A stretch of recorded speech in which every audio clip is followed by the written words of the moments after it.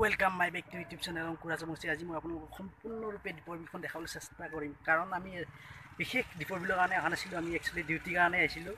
চ' duty কৰি শেষ হ'ল। এতিয়া আপোনালোকক মই এটা ভিডিঅ' দীপৰ বিলখন দেখাবলৈ চেষ্টা কৰিছোঁ। ব'লক চাওঁ।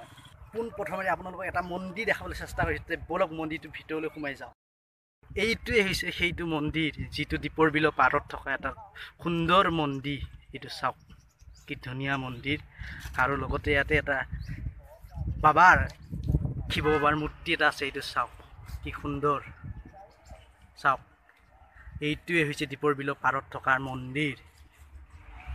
আৰু ভিতৰলৈ যাব নাযাওঁ আৰু ভিতৰলৈ, বাকী ইয়াতে দেখাইছোঁ আৰু আপোনালোকক, যিহেতু আমি কাম কৰি আহিছোঁ।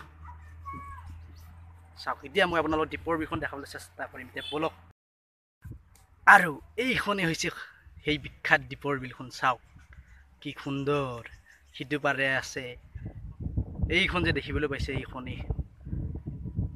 এইখন হৈছে এক্সেল কেয়াৰ হস্পিটেল, যিখন নেকি বৰা গাঁৱত আছে।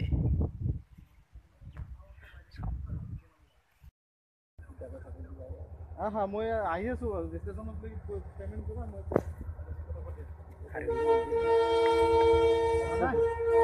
আগতে যোগ্যতা কাম আছে।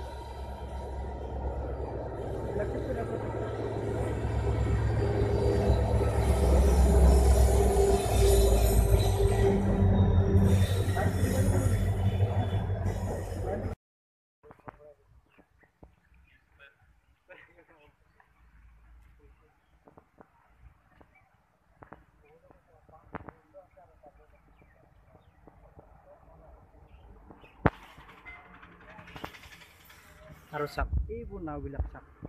এই নাওবিলাক আপোনালোকে পইচা দিলে চলাবলৈ দিব আপোনালোকক।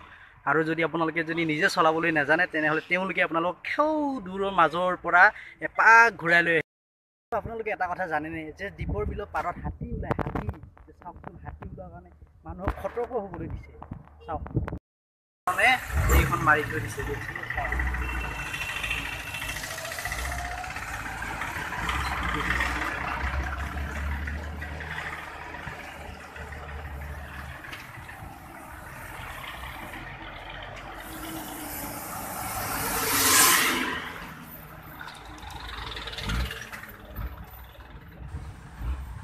আৰু যদি আপোনালোকে নাওলৈ ঘূৰিম বুলি ভাবিছে, তেনেহ'লে সাৱধান, এইখন জাননী চাই ল'ব।